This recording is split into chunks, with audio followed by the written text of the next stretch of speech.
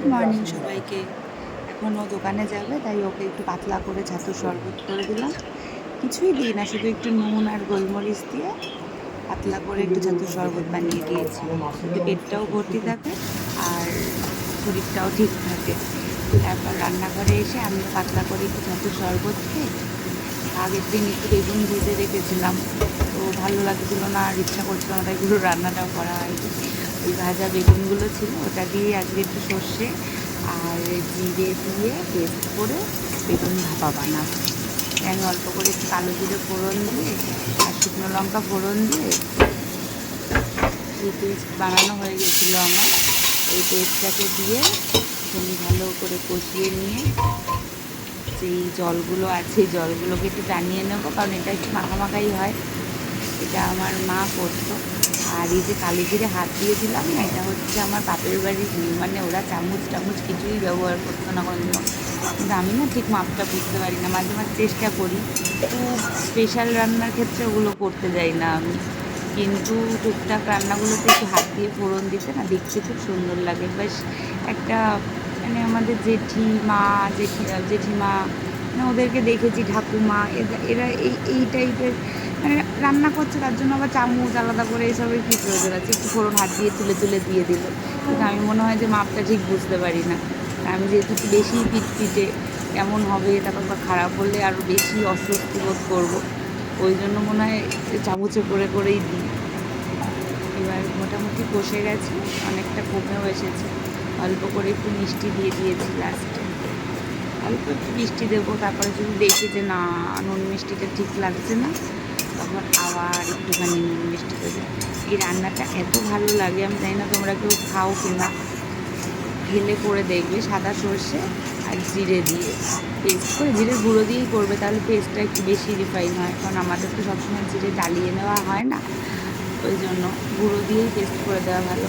আর এই যে এগুলো হচ্ছে সেই বেগুনগুলো ভেজে কৌটোয় করে রেখে দিয়েছিলাম, হালকা ভাজতে হবে, একটু গ্যাসটাকে বাড়িয়ে দিয়ে হালকা করে ভেজে রেখেছিলাম, যাতে বেগুনগুলো একদম নরম হয়ে গিয়ে ভেঙে না যায় বা গলে না যায়।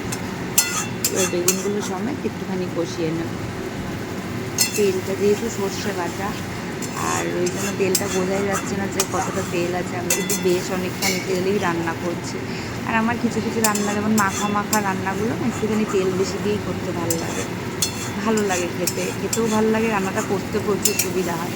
অল্প তেল দিয়ে কষিয়ে রান্না করতে গেলে প্রচুর টাইম লাগে, কারণ গ্যাস কমিয়ে করতে হয়, নাহলে লেগে যাওয়ার একখানা সম্ভাবনা থাকে। গ্যাসটাকে কমিয়ে কমিয়ে রান্না করা অল্প তেলের জন্য অনেক সময় সাপেক্ষ ব্যাপার, অত ধৈর্য রান্না করতে গিয়ে লাগে না, তাও আমি যথেষ্ট টাইম নিয়েই রান্না করি। এবার একটুখানি অল্প, কারণ আমি পেস্টে অলরেডি 2-3টে কাঁচা লঙ্কা, শুকনো লঙ্কাও দিয়েছি দুটো, তো যদি বেশি ঝাল হয়ে যায়, আর কাঁচা লঙ্কাগুলো এত ঝাল, তাও আমি বুঝতে পারি না যে কটা দিলে একটু কম কম ঝাল হবে। আগের দিন ডিমের ঝোলটা কিন্তু বেশ ঝাল হয়েছিল, মানে আমার মায়ের খুব ঝাল লেগেছিলো। এখন তুলনামূলক ঝালটা অনেক কমই খায়। গলব্লাডার স্টোন অপারেশন হওয়ার পর থেকে মনে হয় ঝালটা বেশি খেতে পারে না, নাকি জানি না। আমি বলি, তুমি বাঙাল হয়ে এখন ঝাল খাওয়া এত বছর খেয়েছো, এখন ঝাল খাওয়া এইভাবে কমিয়ে দিলে কী করে? মা বলে, আমি জানি না, আমার এখন ঝাল আমি অত খেতে পারি না, আমার বুকে কষ্ট হয়। তো অল্প একটু ধনেপাতাও দিয়ে দিয়েছি যাতে সুন্দর লাগে। ধনেপাতা না দিলেও হয় এই রান্নাটাতে, আমার মারা দিতেও না। যেহেতু কালো জিরে ফোড়ন দিয়েছি এই জন্য, আর সর্ষে বাটা, জিরে, এগুলো সব কিছুর সাথেই ধনেপাতা যায়। ধনেপাতা যারা পছন্দ করে বেসিক্যালি সব কিছুর সাথেই তাদের ধনেপাতা চলে যায়, কিন্তু আমি তো অত বেশি পছন্দ করি না, তাই আমি সব রান্নায় ধনেপাতা দিই। এই দেখো অল্প অল্প তেল বেরিয়েছে, অল্প একটু তেল ছেড়েছে, এখন মনে হচ্ছে যে না, রান্নাটাতে একটু তেল আছে। একদম কষিয়ে ফেলেছি, পুরো মাখা মাখা, একদম গা মাখা করে ভাত দিয়ে খাবো এটা।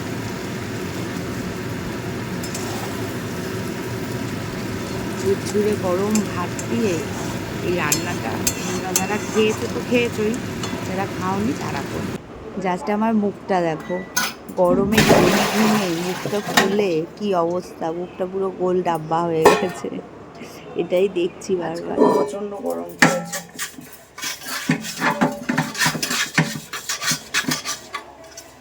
হঠাৎ করে গরমটা আবার জোরে পড়ে গেল। গরম ভালো লাগে না একদম।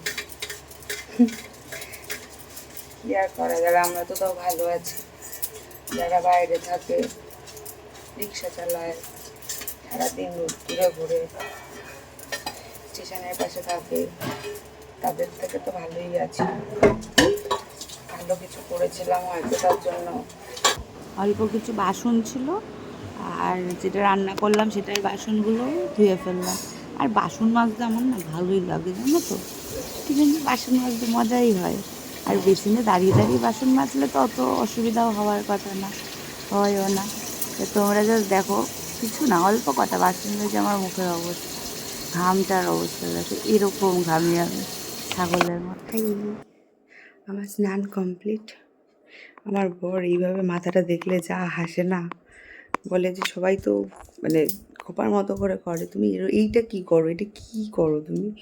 মানে আমি বলি যে খোপা করলে না পিছন দিয়ে আমার খুলে পড়ে যায়, আর তখন চুলগুলোতে টান লাগে, এই এই জায়গার চুলগুলোতে না খুব লাগে। এই জন্য আমি এরম করে লাগিয়ে দিই, এখানটা ফাঁকা থাকে। ঠিক আছে, এবার একটু গোপালকে খেতে দিয়ে দিই, দিয়ে তারপর আসছি।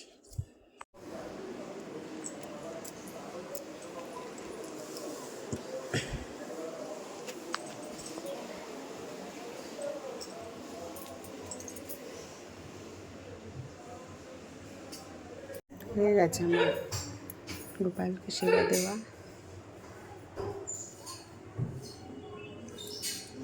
যা অপু খায় আনি।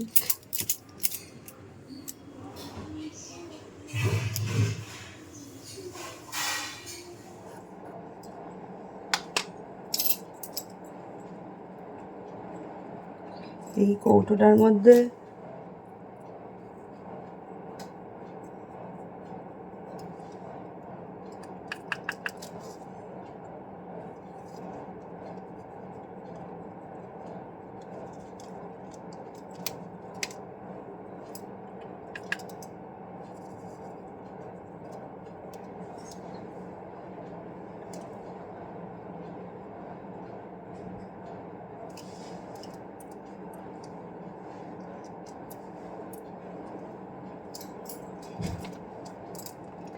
এই কৌটোটার মধ্যে সিঁদুরটা রাখার কারণ হচ্ছে, মানে রাখার কোনো কারণ নেই, এই কৌটোটা নিয়ে ঘুরতে যাওয়ার সময় নিয়ে যাই তো সেটা। আর এই সিঁদুরের রঙটাও খুব সুন্দর, ওই জন্য ওটা শেষ করবার জন্যই এই কৌটোটা ইউজ করি মাঝে মাঝে।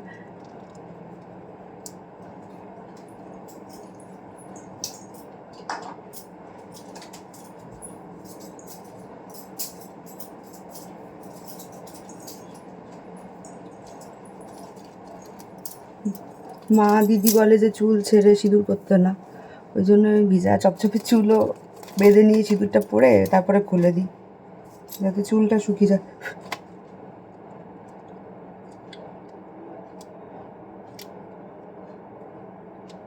এই টিপের আঠাগুলো এমন হয়ে থাকে, টিপ আসে না আঠা চলে আসে, আঠা আসে না টিপ চলে আসে। পড়েছি তোমাদেরকে দেখানোর জন্য এখানে নিয়ে আসলাম। আমার কিন্তু ড্রেসিং টেবিল ওই দিকে, কিন্তু ওখানে আলো নেই বলে কিছু বোঝা যায় না বলে এখানটাতেই নিয়ে এসেছি।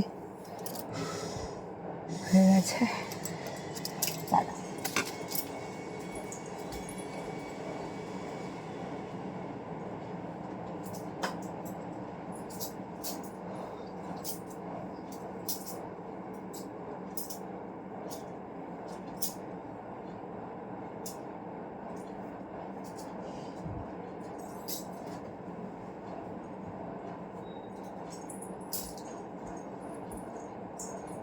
এত গরম, মানে এসি চালিয়েও পর্যন্ত গরম লাগছে, আর চুল ছেড়ে থাকা বিশালই কষ্টকর একটা ব্যাপার মনে হচ্ছে। আর মেন গরমটা লাগছে হচ্ছে এই জামাটার জন্য। এই জামাটা না আমি যখন ঘুরতে যাই, মানে বিয়ের পরে যখন হানিমুনে গেছিলাম তখন, মানে বিয়ের পরেই যায় মানুষ হানিমুনে, মানে আমরা যখন হানিমুনে গেছিলাম তার আগে এটা ধর্মতলা থেকে এই জামাটা নিয়েছিলাম। এটা মানে সেটটা নিয়েছিল 350, 350 কি 400 বা 300 হতে পারে, ঠিক মনে পড়ছে না। মেটেরিয়ালটা মানে একটু ঠান্ডাকাল পড়লে খুব আরাম, আর যদি গরম পড়ে তখন না মানে ঘামটা সরতে চায় না, বসতেও চায় না। আর তবে একটা জিনিস এটার ভালো, এটা লাইট কালার, আর যেটার মান সম্মান আমি একদমই বজায় রাখতে পারি না, এইটার মধ্যে হলুদ বলো, সস বলো বা যা কিছু উঠে যায়, থাকে না, মানে ওয়াশ করলে চলে যায়, কালারগুলো বসে না, ওই জন্য এটা পরা। আর মেইন আমার কিছু বাড়ির ড্রেসও নিতে হবে, আমাকেও বলে যে নিয়ে আসো গিয়ে। এবার আমি জুডিও থেকে মেন নেওয়ার চেষ্টা করি, ওখানে ভাল লাগে, কিন্তু আমি লাস্ট কিছুদিন আগে যখন গেছি তখনও সামার কালেকশানগুলো তখনও আসেনি। আর ওই লাইট কালার তো বেশি ইউজ করাও যায় না, আর ওর মেটেরিয়ালও খুব ভালো হয়, ওখানে তো কালার উঠবে না, হলুদ বলো বা কিছু দাগ বলো সেগুলো তো উঠতে চাইবে না। ওই জন্য আমি যখন কালেকশান নতুন আসবে ওই অপেক্ষাতে বসেছিলাম, তো এখনও আসেনি। আর আমি না নাইটি একদম পরতে পারি না, মানে এরকম না যে আমি হঠাৎ করেই নাইটিটা পরতে পছন্দ করছি না বা করি না, এরম নয়। আমি আগাগোড়াই মানে ছোটোবেলায় বাড়িতে শুধু ওই হাফ প্যান্ট, আর এমনকি চুড়িদারও পরিনি কোনো দিনও সেরমভাবে, বিয়ের আগে খুব কম।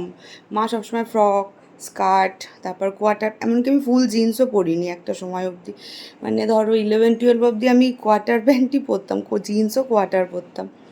মা বলতো যতদিন ছোটো ভাবে থাকতে পারবি ততদিনই এগুলো পরতে পারবি, যখন একবার বড় হয়ে যাবি তখন আর এগুলো পরতে পারবি না। সত্যি, আর আমার এমনিও কোয়ার্টার প্যান্ট পরতে একদম ভালো লাগে না এখন আর। আর হাফ প্যান্ট তো আর মানে বিয়ের আগে পরতাম, শ্বশুর বাড়িতে বাপের বাড়িতে পরতাম, মানে অলওয়েজই হাফ প্যান্ট। সে প্যান্টগুলোর অবস্থা একদমই বাজে, খুবই বাজে অবস্থা হয়ে যেত, ছিঁড়ে যেত, মা বলতো এবার ছাড়, ও আমি ছাড়ার কোনো সিন নেই, মানে পাতলা হয়ে যেত, এত আরাম লাগতো, আমি ওটা ছাড়তাম না। তো আমি এখানে এই ড্রেসগুলোই পরি, কিন্তু নাইটি আমার পরতে ভালো লাগে না, মানে পরি না বলবো না, বিয়ের আগেও পরেছি, কেউ ধরো গিফট করেছে বা নাইটিটা দেখতে সুন্দর, ভালো লাগছে, যেমন এখানে এসেও একটা আধটা নাইটি আমি পরি যেগুলো আমার ভালো লাগে, যেমন সেদিনকে সকালবেলা পরেছিলাম লাল রঙের নাইটিটা, ওই নাইটিটা বেশ ভালো লাগে পরতে, কিন্তু আমি অ্যাভয়েডই করি, মানে পছন্দ করি নাইটি, যেন মানে বিষয়টা আমার একদম ভালো লাগে না, মানে একদমই পছন্দ হয় না, কেউ পরলেও মনে হয় আমার যেন রাগ ওঠে। আর আমার মাকেও আমি ছোটোবেলা থেকে সেরকম নাইটি পরতে দেখিনি, মা বাড়িতেও শাড়িই পরতো, বাইরেও শাড়ি পরতো, আমার দিদিও খুব খুব কম, মানে খুব পাতলা হেভি খুব আরাম কোয়ালিটির কোনো নাইটি পেলে হয়তো একটা আধটা পরেছে, নচেত তো এরকম হাফ ফ্রক যেগুলো থাকে, যেগুলো আমি মানে যেটা আমি সকালবেলা পরেছিলাম না, ব্লু আর হোয়াইট স্ট্রাইপ, মানে ওই ড্রেসটা, ওটাও কিন্তু আমার নাইটি নয়, মানে ওটা গেঞ্জির মেটেরিয়াল, আর হাঁটুর থেকে একটু নিচু, ওটা নাইটির মতো, কিন্তু কিন্তু একটু শর্ট, কিন্তু নাইটি নয়, কারণ নাইটি এই যে এখানটাতে কুচি দিয়ে থাকবে, হাতা থাকবে, একদম ভালো লাগে না, ওই জন্য পরাও হয় না। আর এই জামাটাও খুব গরম, বাকি জামাগুলো কাচতে দেওয়া হয়েছে, তাই এটাই পরলাম। জামাটা দেখতে সুন্দর, ভালো লাগে আমার, কিন্তু গরমে কষ্ট হয় বলে পরা হয় না। একটা কাজ করব এখন, সেটা হচ্ছে এইটা পরবো, কিন্তু এইগুলো না তুলেই পরবো, যেমন অ্যাবড়া খ্যাবড়া হয়ে গেছে, তো আমি দেখলাম সেম কালারই যখন পরছি তাহলে আর আলাদা করে তোলাতুলি করার প্রয়োজন নেই, এমনি একটু পরে নিই। আর আগে না আমার গ্লিটার বেশি পছন্দ হতো না, আমি গ্লিটার খুব অ্যাভয়েড করতাম, সে জামা কাপড় বলো আর যা কিছু বলো, কিন্তু ইদানিং দেখছি আমার গ্লিটারটা একটু বেশি ভালো লাগছে। এবার এবার বলো না আবার অন্য কোনো কজ আছে গ্লিটার পছন্দ হওয়ার, কিন্তু আমার গ্লিটারটা এখন ভাল লাগে। আমার নখগুলো না খুব তাড়াতাড়ি বেড়ে যায়, এটা মনে হয় আমার বাবার থেকে পাওয়া। আমার বাবার নখ, চুল, দাড়ি, মানে যেদিন নখ তো মোটামুটি প্রত্যেক সপ্তাহে কাটতে হতো, মানে প্রত্যেক সপ্তাহে যেটা কাটতে হতো সেটা বেশ বড় অবস্থায় কাটতে হতো, আর 2-3 দিন অন্তর অন্তর নখ কাটতে হতো। দাড়ি তো এমনি ছেলেদের যেদিন কাটা হয় সেদিনই আবার গজাতে থাকে, কিন্তু চুল, দাড়ি, নখ সব কিছুই খুব তাড়াতাড়ি বাবার বেড়ে যেত, এটার থেকে আমরা মনে হয় পেয়েছি, বিশেষ করে আমার নখ একটু বেশিই তাড়াতাড়ি বাড়ে, আমার দিদিরও বেশ তাড়াতাড়ি বাড়ে। এই দেখো এই কালারটাই পরেছিলাম, তার নিচে আবার লাল ছিল, লালটা আবার এক এক জায়গায় ছিল, এক এক জায়গায় ছিল না, তার উপর মানে আমার কাজকর্মগুলো একদম আলাদাই, কেউ কেউ মনে হয় কোনোদিনও করে বলে। হ্যাঁ, এরকম হয় যে লাল রঙের পলিশ রয়েছে, ওটার উপরে আবার লালই পরে নিল, আবার তুলতে হবে না। কিন্তু লাল রয়েছে, তার উপরে একটা গোল্ডেন কালার দিয়েছি, তো আবার 1 কোট কি 2 কোট করে পরেছি, বলতে কথা লালটা ঢাকেনি। এই নিয়ে আমি কাটালাম এতগুলো দিন। এখন এটার উপরেই আরেকটা কোট দেবো, তারপরে যেমন থাকবে থাকবে। ওটা নিয়েই আবার রাস্তায় রাস্তায় ঘুরবো কয়েকদিন।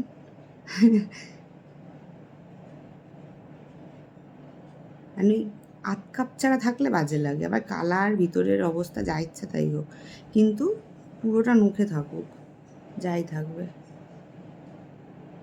সব কটা ওঠেনি, 1-2 উঠে গেছে।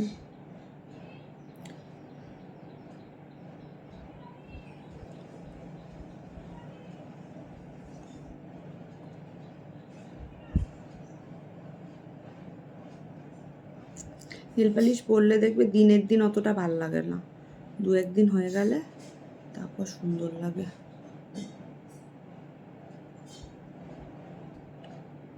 তোমরা একটা সাউন্ড পাচ্ছ এসির? এই এসিটাতে না মাঝে মাঝে আওয়াজ হয়। আমার বর বলে যে এটা বদলে ফেলি, একটা অন্য এসি নেবো ভালো। আমি যে শোনো, এসি বদলালে তুমি কয় টাকা পাবো, কত টাকা পাবে চেঞ্জ করলে বা বিক্রি করলে? এমনি ইলেকট্রনিক্স জিনিসের 1 বছর হয়ে গেলেই সেটার দাম পাওয়া যায় না। সেখানে এই এসিটা তাও কিছু বছর চলেছে।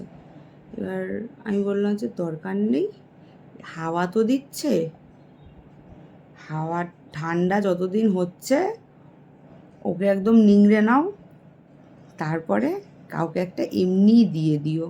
আর যদি অবস্থা খারাপ হয়ে যায় তাহলে ফেলে দিও। যদি চলে তো ঠিক আছে, কাউকে দিলে সে 1 বছর হলেও ব্যবহার করলেও ভাল লাগবে। আর যদি দেখো যে না এটার অবস্থা একেবারেই নাজেহাল হয়ে গেছে, তাহলে ফেলে দেবে, কাউকে দেবেও না, বিক্রি তো হবেও না, তখন কিনবে। এখনই কেন, একটা এসির কত দাম, বেকার বেকার কেন অতগুলো টাকা খরচা করবে।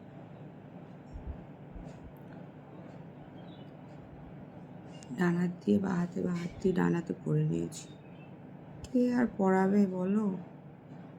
আর আমি একটু সাজতে টাজতে পারি বলে না, যারা পারে, আমি বলছি না, যারা পারে তাদের কপাল খুব খারাপ হয় দেখবে। মানে ধরো কোনো অকেশান বাড়িতে যাবে বা বাড়ির কোনো প্রোগ্রাম আছে, অনেকে, আমি যখন বিয়ের আগে ছিলাম, আমার মায়ের ডিপার্টমেন্ট ছিল হচ্ছে ইয়ে করা, শাড়ি পরিয়ে দেওয়া, চুল বেঁধে দেওয়া, সাজিয়েও দেওয়া। একটা সময় অবধি তো মাই পাড়ার সবাইকে সাজিয়েছে, মানে সবার বিয়ে, নতুন বউগুলোকেও মাই সাজিয়েছে, বিয়ে, বউ ভাত, মানে আমার মায়ের বিয়ের পর থেকে। আর আমার মায়ের বিয়ের আগে যখন বাবার সাথে রিলেশন ছিল, তখন আইবুড়ো অবস্থাতেও আমার এক পিসিকে মনে হয় সাজিয়েছে, কিংবা আমার পাড়ার কাউকে একটা সাজিয়েছে। মায়ের নেমন্তন্নও ছিল, বাবা নিয়ে এসেছিল, সাজিয়েছে। তো মায়ের ডিপার্টমেন্ট ছিল। এবার আমি যখন বড় হয়েছি আস্তে আস্তে, আর আমার কাছে তখন সবাই আসতো আইলাইনার পরতে, দোদন আমাকে একটু আইলাইনারটা পরিয়ে দিত, আর আসতো লিপস্টিক পরতে, যাতে মানে দেখতো যে আমি বেশ 2-3 রকম কালার মিক্স করে লিপস্টিক পরি, আমাকে একটু লিপস্টিক পরিয়ে দেবে। আর লাস্টে কী হতো বলো তো, কপালটা কার খারাপ হতো বলো তো, আমার আর আমার মায়ের। মানে সবার লাস্টে বিয়েবাড়িতে আমি আর আমার মা যেতাম। সবাই চলে গেছে, কিন্তু হয়তো খুব ভালো মনের 1-2 ব্যক্তি একটু দাঁড়িয়ে গেছে যে না, পম্পাকে আর দোদনকে নিয়েই যাই, কিন্তু তোমরা আসো, আমরা এগোই, সব চলে গেছে। তাই বলছি, যারা জানে করতে তাদের কাছে সবাই আসে, তাদেরই টাইমে আর পৌঁছানো হয় না, বুঝলা? রাগ করলা? হয়ে গেছে আমার পড়া। এই নেল পালিশটার দাম নিয়েছিল 30 না 40 টাকা, 40 টাকা মনে হয়। ভালো, আর গ্লিটার এমনিও ভালো হয়, গ্লিটার কম দামি হলেও ভালো, দামি হলেও ভালো থাকে বেশ। আর গ্লিটার পলিশ রিমুভার দিয়ে তুলতে জান বেরিয়ে যায়। একই রয়েছে, শুধু ফিল হয়েছে নখগুলো আর কি।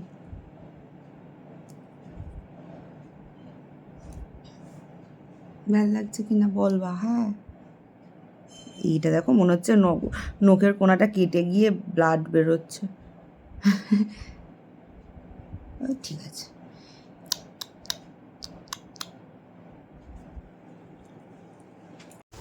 এই একটা জিনিস যেটা আমাকে একদমই আটকাতে পারে না, মানে একদমই বাড়িতে ধরে রাখতে পারে না, খালি মনে হয় দৌড়ে দৌড়ে যাই আর কিছু।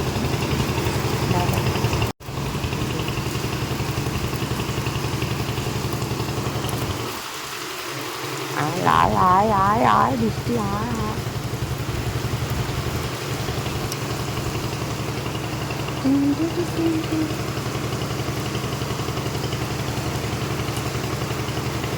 কত জোরে বৃষ্টি পড়ছে, এটা দেখতে কি ভাল লাগে না, এই যে এরম এরম করে যায়, এই লাগে।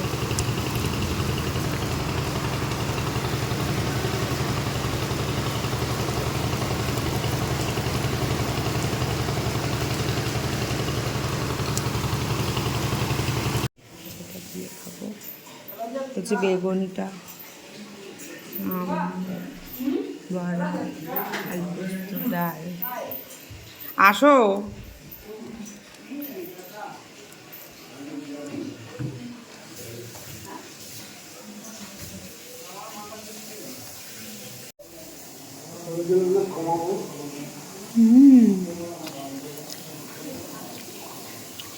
একটু রেস্ট নিয়ে নিয়েছি, দেখো অল টাইম ঘামছি, অল টাইম ঘাম। এখন একটু গ্রিন টি বানাচ্ছি। মাঝখানে অনেকদিন খাওয়াও হয়নি, মায়ের কাছে ছিলাম বলে। গ্রিন টির ফ্লেভারটা না আমার একদম ভালো লাগে না, ওই জন্য আমি একটু আদা গ্রেট করে দিই, আদার সাথে ওই জন্য জলটা ফোটাতে দিয়েছি। আদা দিয়েই খাই, তাহলে স্মেলটা অত বোঝা যায় না। করে দুধ, আর এখানে বাবার জন্য চা হবে, দুধ চা তো খায়, গ্রিন টি খায় না, বললেও খাবে না, ওই জন্য একটুখানি দুধ চা মাপ করে নিয়ে নিই কাপের মধ্যে, মাপ করে নিয়ে বসাবো। আর এটা হচ্ছে অ্যানির খাবার, চলো ওকে দিতে যাব, দেখো কেমন করে।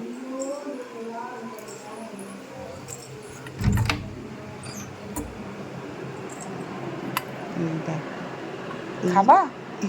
খাটে ওঠো, এই যে খাটে ওঠো, খাটে খাটে খাটে ওঠো, খাটে চলো, খাটে চলো, খাটে খাটে।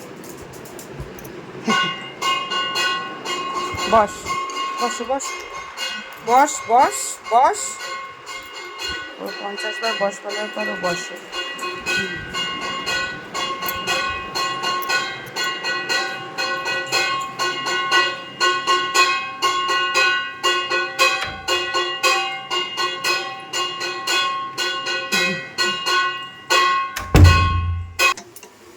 জলটা ফুটে গেছে, এবার গ্রিন টিটা দিয়ে ঢেকে দিয়ে গ্যাসটা বন্ধ করে দেবো। গ্যাস বন্ধ করে দিয়েছি, এবার ওটা হোক, ততক্ষণে এই চাটা ঢেলে ফেলি। দুধ চা একটু ভারী করে না খেলে ভাল লাগে, আমি চেষ্টা করি মোটামুটি ভারী করেই করার। এবার বেশি দুধ খাওয়াও তো বাবার বারণ, তাও চেষ্টা করি একবার চা খায় একটু ভালো করে খাক। আর এই যে আমাদের চাটাও হয়ে গেছে, চাটা দেখতে খুব সুন্দর লাগে, দেখে ভাল লাগে, কিন্তু খেতে ভাল লাগে না। যদিও আদা দিই বলে একটু ফ্লেভারটা একটু বদলায়, টেস্টের তো কোনো ফারাক পড়ে না, আবার বেশিক্ষণ ভিজিয়ে রাখলে তেতোও হয়ে যায়, আমার ভাল লাগে না। আর গ্রিন টিটা খেলে না এত গরম লাগে, সঙ্গে সঙ্গে মোটামুটি আধ ঘন্টা 40 মিনিট প্রচুর গরম লাগে, আর প্রচুর ঘাম হয়। সাইডে সরিয়ে দিলাম একটু ঠান্ডা হোক। চা খাওয়া হয়ে গেছে, তাই এখন ঘর ঝাড় দিচ্ছি। দেখো ঘর ঝাড় দিলে কিছু পাওয়া যাক না যাক, আমার চুল পাওয়া যাবে কিছু, তাও তো অর্ধেক চুল প্লাস্টিক। একদিন তোমাকে দেখাবো যে মোটামুটি মে জুন, আগের বছর মে জুন মাস থেকে আমার কী পরিমাণে চুল উঠেছে, তাও অর্ধেক বাথরুমে চলে যায়, অর্ধেক এই ঘর ঝাড় দিয়ে বেরিয়ে যায়। আমার জমানো, মানে একবেলা একটু চুল আছড়ে কতটা চুল উঠেছে আমার, সেটা দেখাবো। হয়ে গেছে বাড়ি ঝাড় দেওয়া। সব থেকে মজা লাগে ঝাড় দিতে রান্নাঘরটা, সরু লম্বা পুটপুট করে ঝাড় দেওয়া হয়ে যায়। আর সব থেকে রাগ ওঠে আমার ব্যালকনির পাশটা, এই এই ওই ট্রেডমিলটা থাকে তো, ট্রেডমিলের পাশ দিয়ে ঝাড় দেওয়া। হয়ে গেছে আমার ঘর বাড়ি ঝাড় দেওয়া।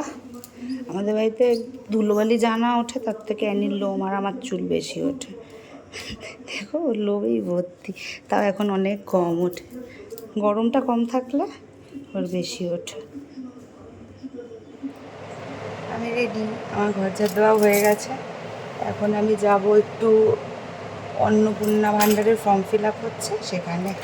এই শাড়িটা জানো তো আমি বিয়েতে পেয়েছিলাম, পরেছি তারপরে একবার। আর এত বড় শাড়ি, মানে প্রচুর কুচি হয় শাড়িটাতে, মনে হয় হয়তো ব্লাউজ পিস আছে, কিন্তু মায়েরও সময় হয় না, মাও ব্যস্ত।